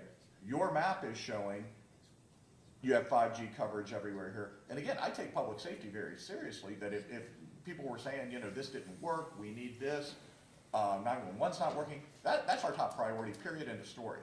But when I see Verizon saying we're okay, the residents that are actually affected are saying we're okay, are they okay, or is it we're just planning for the future and we're trying to address a need for a contiguous tower that we are at capacity with and we're out of gas, so we can't add anything to that, so we have to have another one to even cover this, which probably means your upgrade area is not just limited to this, it's more along the highway.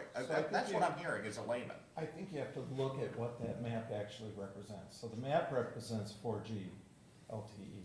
The map also has a disclaimer at the bottom saying that it shows approximate outdoor coverage and is not a guarantee of service. Actual coverage varies and is subject to change. The map that you're looking at, I believe, shows outdoor coverage. So we aren't talking coverage and capacity. We aren't talking about indoor coverage. And we aren't talking about the gaps and what's being shown here. And I can tell you, coming from Milwaukee and doing a lot of zoning hearings across the country, everyone who comes to a zoning hearing, they don't come and protest towers saying, my coverage is excellent. They come with the same arguments that we're concerned that the tower's ugly, we're concerned with health concerns, and our phones all work fine. And Verizon wouldn't be here investing in the infrastructure. Their budget, it's bigger than ours at home, but it's not unlimited, just like ours at home. And they have limited resources to deploy infrastructure, and they've identified this as a need. And as Kurt's indicated, and as the map I think shows you, there's no place to offload from that tower, and there's a hole in coverage there, and it's a matter of how can they fill it. And again, I don't even argue, it's a reasonable answer, and there is a disclaimer on your website, and it is talking about outdoor coverage versus indoor, and anecdotal evidence is simply that, anecdotal evidence. But when the site engineers talked about, a limited range, limited number of people, limited this is the best we could do, is here, and your RF engineer is saying, we need some stuff and we know it's coming. We know we're gonna need more stuff, especially over in certain parts of this service area. So we're planning and trying to do it now. It's not, we had to do it yesterday. It's not, oh, this is, a failing area, it's this. We know it's coming, it's not perfect, you need more coverage. And so that's where I'm just trying to process, with a limited amount of interactions with property owners, and this is the best you could do, versus this is not mission critical that there has to be a new tower up tomorrow, that 911 is working in the area, which again is my primary concern. If someone said it wasn't, I don't care how many people show up in a room, we're building a tower, honestly. because that's my primary concern, is public safety, period, end of sentence. I'm not even discussing it anymore. But that's not what I'm hearing. So is it, we want to do this for the future, and this is the best we can do, but have you really looked at these other places? Have you really looked at doing a 400-foot tower in the middle, at the end of a road in the woods that essentially accomplishes the same thing, but it's a 400-foot tower instead of a 250-foot tower? That's honestly my biggest concern. Well, I think we've told you that within the area, there were no other properties that were available to lease. There were no available property owners. Now, we can go through, and I want to go through these other towers and tell you for the record why they won't work. Some are easy to say why they won't work, because Verizon's on 4 of them, but we can explain why the other ones won't work. I take you, and I'm not doubting your representative, this is what he does for a living, is saying they don't work, and there's viable evidence for that. And it's actually in Verizon's financial interest to co-locate. It's cheaper, right? Can be. Okay. That's not the right answer. It's supposed to be yes, right? Depends on the tower. If we Okay, have to fair rebuild enough. the tower, Well, no. you're an engineer. You're actually speaking the truth. I like that. So in large part, but it's faster, and there's no public discourse and things like that. So your choice would probably be to co-locate, and you've looked at those, and you're representing to us they don't work, right? They don't work. Okay. You don't have to go through, from my standpoint, you don't have to go through the 8 or 9 towers, because there was only 2 or 3 that were even kind of in the ballpark. Again, as a layman looking at this, why doesn't this work? But again, my problem goes to tower height, that with topography, which is unique to this area, you have a federally protected scenic river that drops off dramatically, literally in the backyard here. Have we considered putting something more in the woods, or even Camp Kern, which is a nonprofit? When you said you've talked to them, I can't believe you haven't worked out a deal with them. They're always looking for revenue sources, and they have acres and acres and woods, and I don't know that anybody would care. Then I think we've got to go through who we've talked to and why those negotiations failed for the record, and that there was no one else in the. Well, I want you to be able to present whatever evidence you want to present before the board. But before you do that, my question for you is, what is Verizon's interest in this area where it's not densely populated at all? There's residents aren't saying we need better coverage. And so, from a market standpoint, why do you want to close this gap in coverage? It's a good question. What, the desire is both to capacity offload the site to the west, but also gain as much coverage as we can for the customer. So there are customers that are already in the covered territory where you're just out of capacity, and it's merely coincidental that locating in this area would give you additional capacity, perhaps, but it's really for customers that don't live in this. Well, 2 things can be true. If I can offload capacity and gain coverage, I'm gonna do that. Because that's better for the network. I don't have to come back here in 2 years and say, hey, I need another site. Can you explain for me what the difference is between coverage and capacity? Because I think what I'm hearing is coverage is where you get a signal and where people can connect.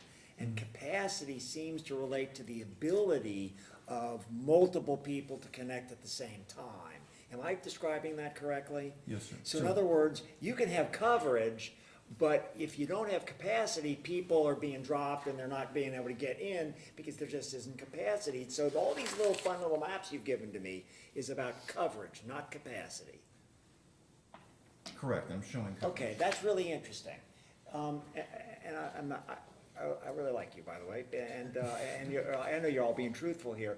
And I do believe you didn't really mean to say that your marketing people and the technical people are saying something that's really different. Because I don't think your marketing people would try to make a misrepresentation now, would they? I don't know. Okay. Can't well, answer that's- that. I can't answer for them. Can't answer for me. Okay, all right, well, I'm not even gonna go there any longer. So, because I'm assuming that, in fact, your marketing people wouldn't purposely do that, and No. since they're not the ones here. No, they would not. But the issue here, from my standpoint, is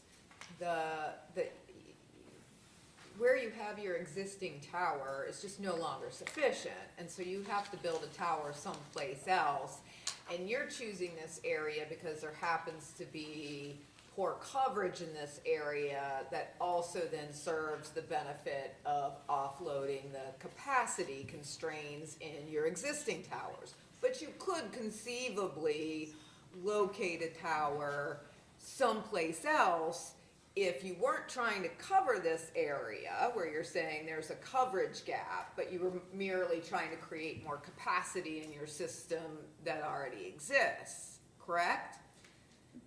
I'm sorry, I kind of got lost with the So, question. so you have existing tower that you're saying it's requiring more oomph than it currently can do because of Correct. there is more needs for capacity than that tower can supply. Yes. And so, but you could locate that someplace else, you're just choosing to locate it also in an area where there isn't, where there are some coverage issues. Well, part of it is, yes, that's true, and it has to work with the adjacent sites. We can't put a capacity site right next to the site that has a capacity need, because then there would be too much interference between them. So I would be defeating the purpose Right, of so if putting you it too then close. then if you were to locate, to choose, again, that meets the needs of the system, where there is coverage, substantial coverage, based on no matter whose maps I'm looking at, whether it's the green coverage area or the other, those are more densely populated areas.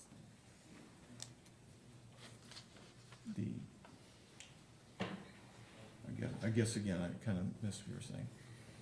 So where your existing tower is, where you're saying that tower no longer meets the needs for the capacity that has been generated, that means there's more customers on that tower. Correct. So there's more, it's more densely covered. So, but if you were to then fix that capacity challenge without respect to where there are coverage shortages, you would have to locate the cell tower in a more densely populated area than the one that was starred on the map. I guess the population as far as where the customers are being used, yeah, I mean, we gotta cover the users that are currently on that tower, but we also wanna get the customers that aren't on the tower. I'll just stipulate to that. I understand, it makes complete sense that if you have to build a new tower, because, I mean, you wouldn't be here today because you're really trying to, and if the only issue you're trying to solve was a coverage gap, you would not be here today. You're trying to Correct.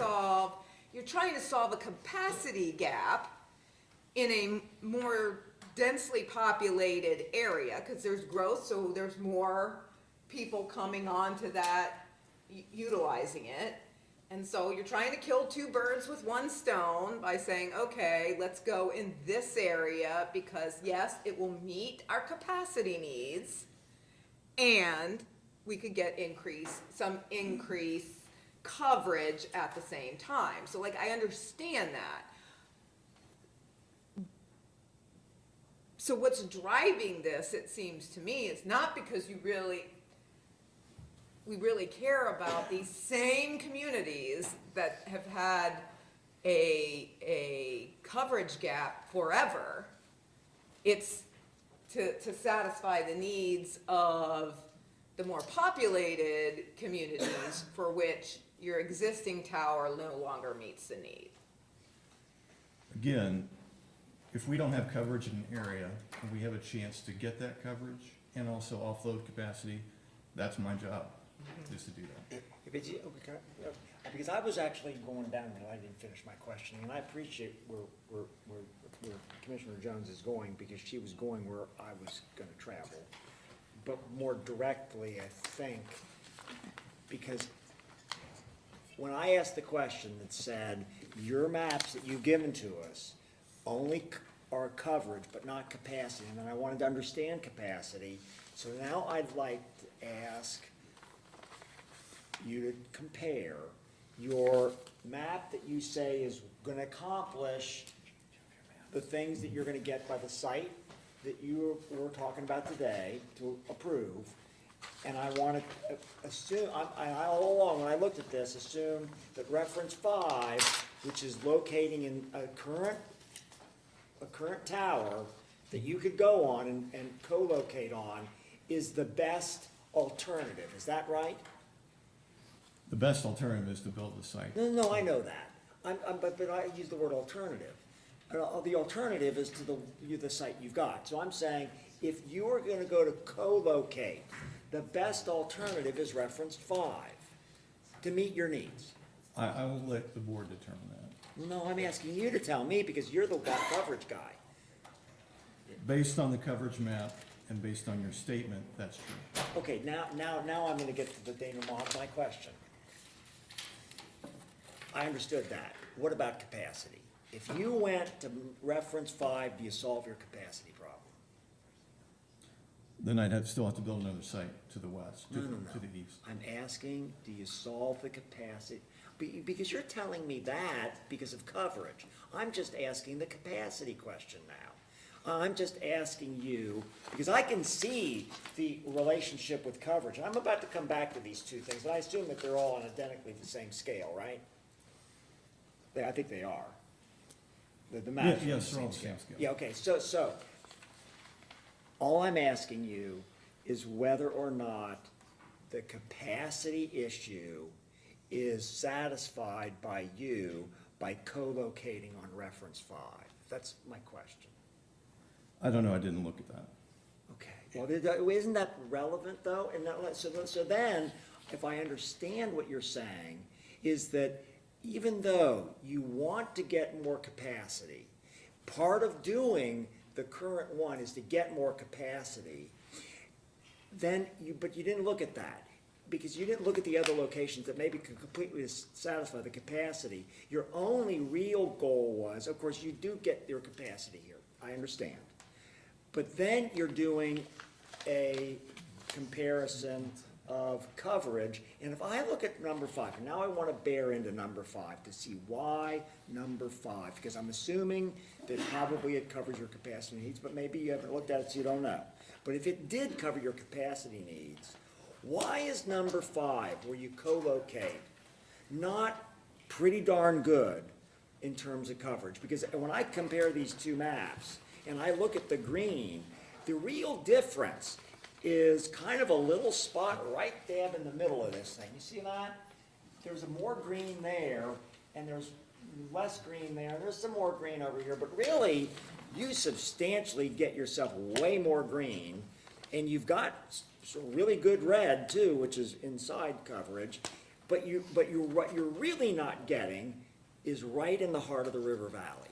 You have improved your river valley coverage with your location on this site. And then my question is this: is that really super significant to have that river valley covered? Because it does look like you get much better coverage in that river valley with where you're siting on this. Is that really important?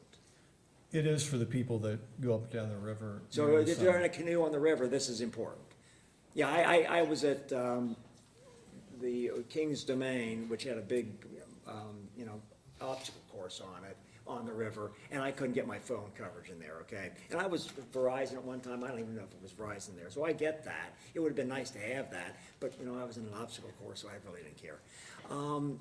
But I mean, so that's what you're trying to cover? You're trying to cover the canoe people on the rafts and rafting and everything? As much as we can get, yes. You see, I mean, that's why I kept going back to option 2, which is really reference 5, and again, you produce these, so, and again, you're great because you're up on your marketing people, you say it's not always cheaper, I mean, you're telling the truth, so I like that. But this is what you're saying is the current coverage area, you produce this, so this is the one, yeah, where it's red, it's got problems, it's labeled existing coverage, Camp Kirk, so you produced it, and it shows there is a lot of areas, including some no coverage area outside of the river. That there are certain areas in the woods or what have you that actually are very Yeah, deficient. because the model takes into account trees, foliage. Sure, topography. so I would say this is an accurate, you produced it, I get it. So this one shows this. Then you're saying new cell tower at 245 feet. That's what you're asking for, right? Yeah, this is what you're saying. And there are still problems there along the immediate river. Sure. And there are problems in other areas too. But that entails us building a 250-foot tower in these limited number of folks' backyards. And then there is an existing site that I went to before, reference number 5. When you look at that map, and this is where Commissioner Grossman was going for it, what my number one concern is public safety. Period, end of story. It's not dozens or, you know, a couple of hundred residents around here. It's millions of people that are going up and down I-71 every year, and I want to make sure there's coverage. Reference 5 covers everyone, and it greatly reduces your problematic areas significantly to literally just the topo concerned areas, which is along the river. So if it's capacity, especially with one of your towers that's out, that I have a feeling that this is inside of your area, your service area. This was one of your options. You didn't say there's no way we can do this. So I think it would help your capacity issue. And from my standpoint, it accomplishes 80% of what you need, and it's not in somebody's backyard. That's where I'm struggling with. This is so much better than your existing coverage, and honestly, it's only marginally worse than what you're proposing, which is going into somebody's backyard. So that's, again, I have to, been doing this a long time, go with my gut sometimes. I think you really need to fully vet co-locating on your reference 5 map. Number 2, go all out on that. If you can document, we can't do that, then we can have another discussion. But honestly, I don't see a compelling reason from just my point of view when there's balancing acts and everything, that it's give and take, it's money, it's this, that this is a heck of a good improvement for this area, including my residents, but also more importantly, 75 is completely covered, or 71 is completely covered, where there are tens of thousands of people per day, and again, we need 911 to work. Okay, so I guess I'm wondering, because I think it's legitimate for you to both have coverage and capacity. And so I'm wondering if we, again, I don't want to belabor this for everybody and drag everybody in here. And I think we probably need to hear some testimony from the other people, Commissioner We do. Jones. But I think my conclusion of it is similar to, you know, my colleague Commissioner Young's conclusion. And right when I reviewed your material in the very beginning, I thought that reference 5 looked like a pretty good option for you all. And I was wondering why you weren't choosing it. But on the other hand, you haven't looked at the capacity issue, and that's a legitimate matter too, but you haven't looked at it. So I'd like to know from your standpoint whether reference 5 satisfies capacity for you, or if there's some other reason why this really doesn't work. And if the focus of this really is the little green area right in the middle there, which is different from reference 5, you do improve that, but, and then you do improve along the river valley, no question about that, you do. And then I'd like to know why that's really significant to you. So I don't wanna try to belabor this, but I think if you come back and you say to us, you know what, 5 is great, we get all the capacity we need, and it's all good. And I wanna come back to another question, I don't know if this is the right witness, so you tell me if this is.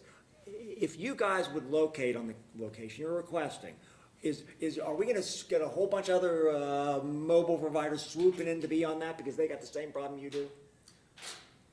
I can't speak further, Carrie. Well, and that is an issue, and the other thing that I also think we need to answer is, will reference 5 accommodate another co-locator? The equipment that they Well, want that's to what I put thought on. we already found that out, but if that's not, but Well, I can thought they- that's what can we were they- supposed to find out Can it for us. handle the equipment?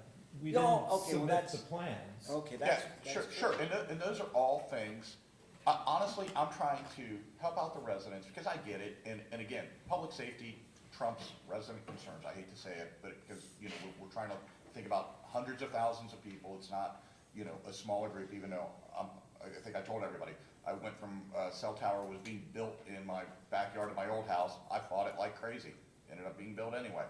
And then I just built a house literally 200 yards from a ginormous tower. And that's where I did the studies and all that stuff of, am I getting radioactive waves on top of me and all, and no, you're not. So I'm very in tune with what you all are going through. I'm trying to give everybody in the room the easy button, hit it.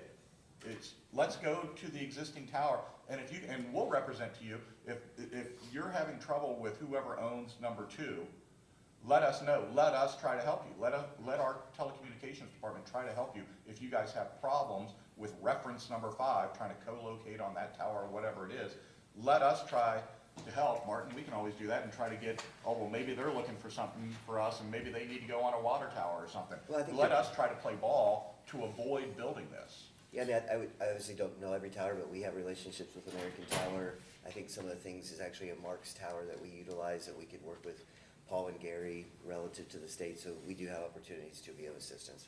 Well, you know what, I know that you don't willy-nilly wanna go up and put towers all over the place, it's expensive. And I know that I assume that your company cares about the residents, and you also care about providing the best service to your customers as you possibly can.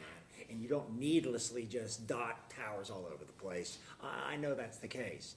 But you've not answered some of the questions that we have, like the capacity question, and like, do you have access to number 5? And then when you compare what we called number 5, that was your number. When we compare number 5 to your ideal, and I'm gonna submit to you that your ideal is the best for you. I'll concede that, because you guys are the ones that make that judgment, you're the experts, not us. I'm just a lawyer, but by trade I'm like you, so I'm not in this field. But when I look at your evidence here, it seems like number 5 accomplishes an awful lot of what you want, and you need to find out for us whether or not it's possible, whether or not it does. You've told us what the coverage is, but you now have raised the fact that you didn't look carefully enough at it to know whether you could even go there. I thought that's what you were doing today, but okay. And you need to find out, can you go there? 2, does it meet your capacity needs? And 3, then, why is your plan, which is better, so significantly better that we should approve it? And I believe that under the law, we have limited ability to reject you. We can't just go around doing that. And that's something that the public has to understand too, that we have to abide by the law. We're not just some rogue body that can do anything we please. And there's only certain things that we're allowed to consider when we deny you the right to do this, because you're like a public utility. You're given a lot of leeway, and we are only able to restrict you with certain grounds. So we're looking at those grounds, and one of those things that we're allowed to do is to ask the question of, is there an alternative site that is within the location that substantially meets your needs, or you don't have to use that? And right now, unless there's somebody else in the back that you're bringing forward, you haven't really answered that question. So our focus for coming back should just be that site. I think so. Because you've already told us, look, I went through the area thing with you. I went through other possibilities there. And you basically said, this is our zone, this is what we need to get the capacity and the coverage. We've looked at every possible location in there, including ones that have fewer people around, that might be, okay, you've told us that you have located the star location, and then you remember I'm sitting there wondering, well, you have to get a willing person, and you weren't able to get a willing person someplace else because grandma or whatever, or aunt, uncle, in-law rejected it when they found out about it. And then I was wondering, well, would the one you had have rejected it had they known about all their neighbors, and I don't know, and can they get out of the contract, and could they, I don't know any of those questions, but I was wondering about it. And I'm assuming that that's not possible, or in fact, that doesn't occur. But at the same time, yes, from my standpoint, I think I'm hearing Commissioner Young say the same thing. We want to know, because it looks like number 5 is just satisfies basically satisfies everything you want. He said 80%, maybe that's right, but it looks like it does.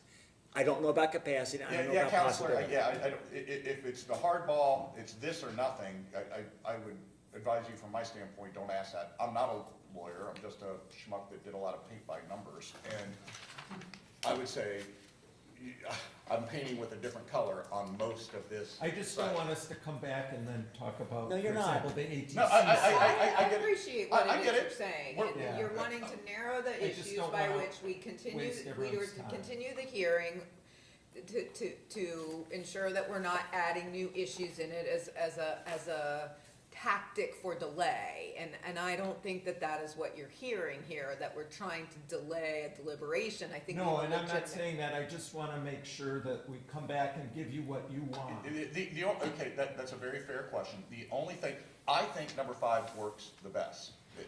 And again, I'm not an RF engineer. However, the only thing I would ask your site engineer and your RF engineer is the height of a taller tower in the topo less desirable area. That, you go up some more, it's in the right ballpark, it's the same height, but it's 400 feet as opposed to, Do you have, 260. could you give us some help? Give me an area that you, like coordinates, that you think would work? I hate to say it, I mean, there looks like there's a little loopy road down here, if you wanna come up and you can see it. It's like, this is all dropping off to the river. There is a road right there. I'm not saying, oh, go buy it, build a new road, but it's like, who's down in here? Can I take a picture? We can send that to you. You see what I mean? I'm talking about, there is a road there, so I know you guys can't go building roads. You could just send me a picture with an X where you would prefer. No, let's do it No, I don't- right now, not send you Yeah, I don't, on the record. yeah.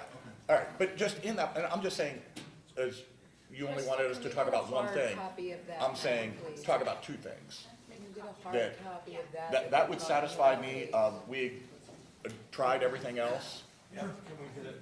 Yes, you'll get a copy of that. We'll get it now, but we That's need a within the- voluntary request on your part to continue in progress, if you're so inclined to do so. If not, we'll move on. Sure. Yeah. We'll make Right. that voluntary request. Would we like to hear from the residents? or I the- think, because when we come back, if we continue the hearing, even those, just like Bruce had mentioned, there were some who, on the January 6th hearing, we still have to hear from them again. So my preference is, if we continue the hearing, to then just get the information and come back, for when the hearing's continued, and we'll hear from every resident, every interested party that wants to hear, but I think, That makes sense. I think we could just, 'cause we'll have to hear from them again anyway. So, y'all understand what's going on?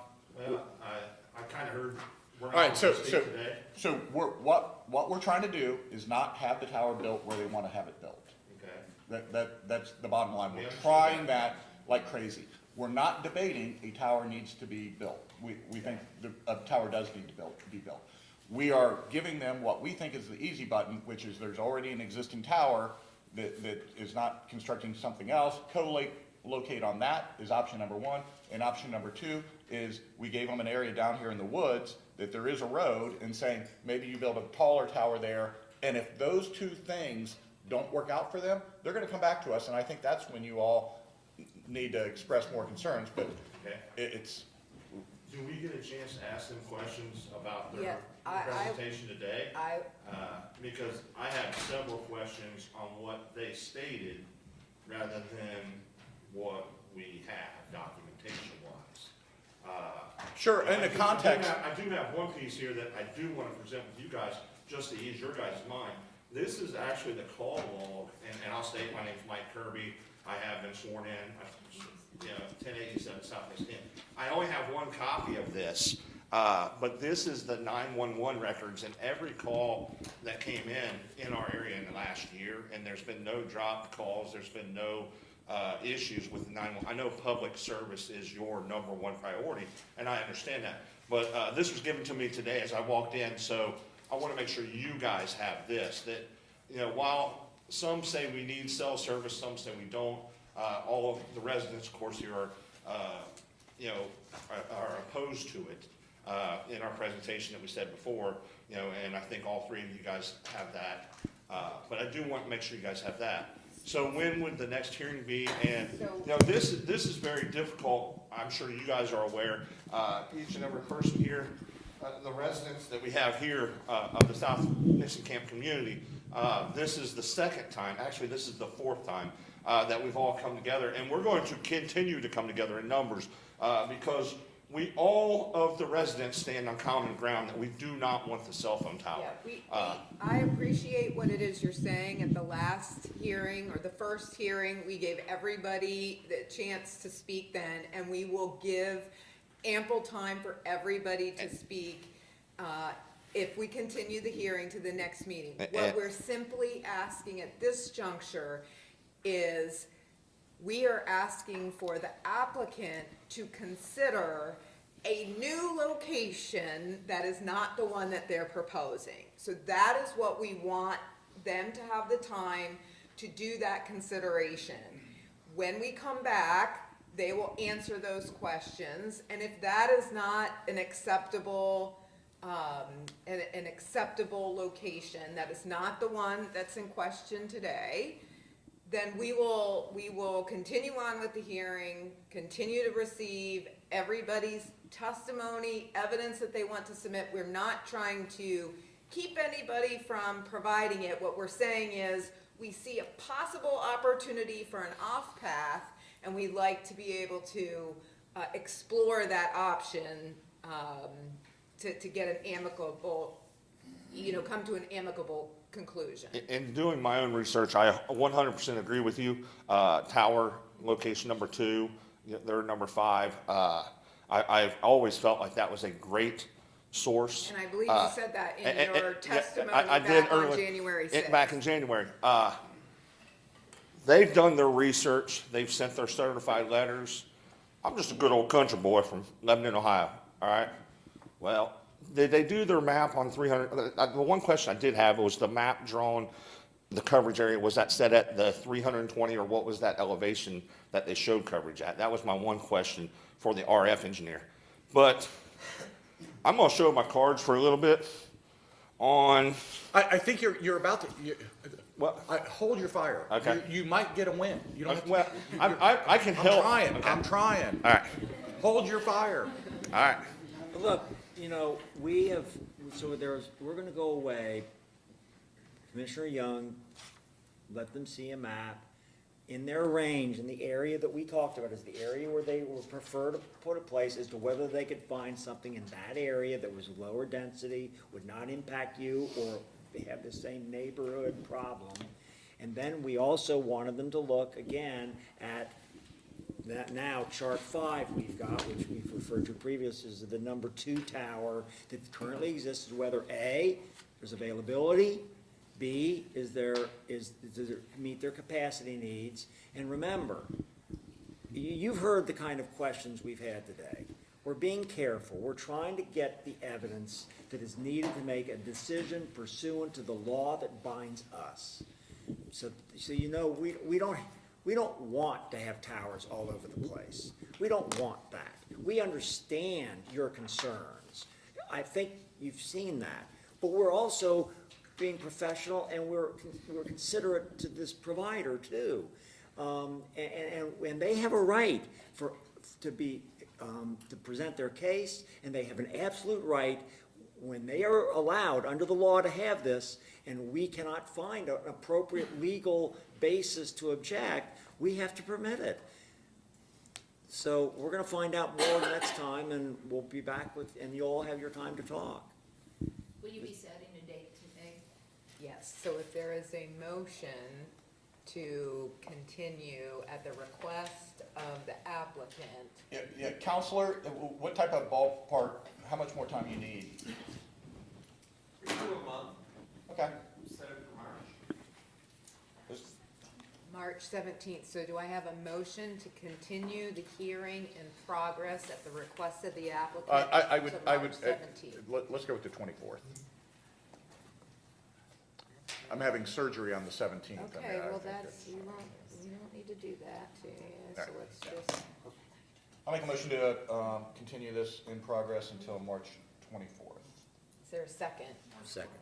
And a roll call, please. Mrs. Jones? Yes. Mr. Grossman? Yes. Mr. Young? Yes. And is there a time set on that? Crystal, there's probably nothing else on here. 9:05. Whoops. Does that not work for you? I'll be in Spain, How about the 31st? I'll be in Spain. If you want me. Yes, we want you. Okay, so when is the? 7th? No, it has to be April the 14th would be the next available, April the 14th. Yeah, if that works for the committee, that would be great for me. So at 9:10, at 9:10. I'll make a new Okay. motion to, So I guess, do we have to rescind this motion, Bruce, or can we just make a new motion or amend this, the, Just amend the motion. I'll amend it to April 14th at 9:10. My motion. and is there a second? Second. Roll call, please. Mrs. Jones? Yes. Mr. Grossman? Yes. Mr. Young? Yes. Now, since we are moving, we are very, very late, and we do have to get into executive session. We have rescheduled some of the items that were on here, and would like to entertain a motion to go into executive session. All right, I will make a motion that we go into executive session for a conference with our attorney concerning a dispute subject to pending litigation pursuant to ORC 121.11G3, and that we go into executive session pursuant to purchase or sale of property for public purposes when premature disclosure of information would give an unfair competitive or bargaining advantage to someone whose interest is adverse to the general public interest pursuant to ORC 121.22G2. And Second? Roll call, please. Mrs. Jones? Yes. Mr. Young? Yes. Mr. Grossman? Yes. Thank you. Thank you very much.